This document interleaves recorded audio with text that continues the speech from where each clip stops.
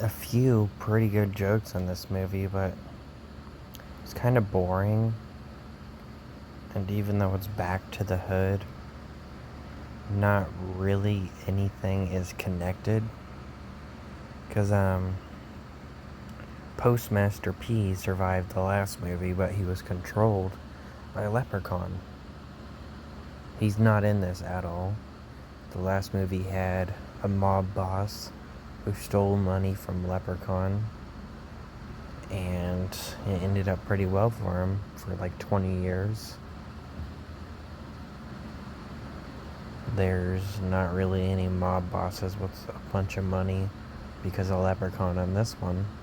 I don't expect it to be an exact copy, but it should at least have a little bit of similarities if it's supposed to be a direct sequel to The Hood. There really wasn't any gangs in the first movie, and now there's gangs in this one.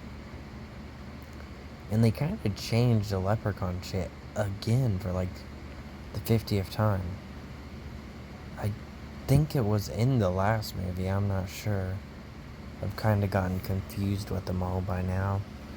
But in one of the movies, if you burn his gold, he dies. And they burn some of his gold in this movie. They throw his gold into the fire. And somehow later it's out of the fire anyway, to fall into the wet cement with him.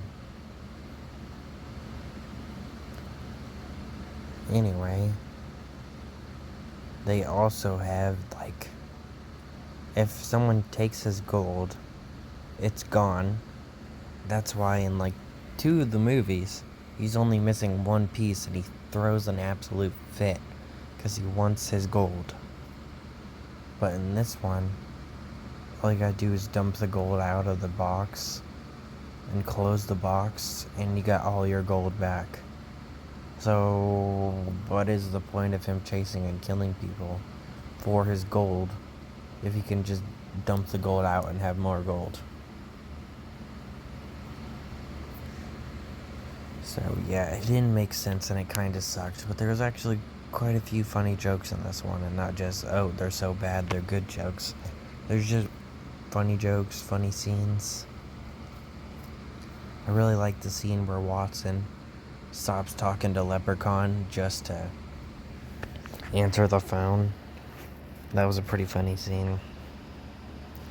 And when they actually get into fight, it reminded me of Killer Clown from Outer Space, where he just starts fighting the clown and then he just gets his head uppercutted off after he gets tired. Sure, he gets killed in a different way, but it still reminded me of that scene.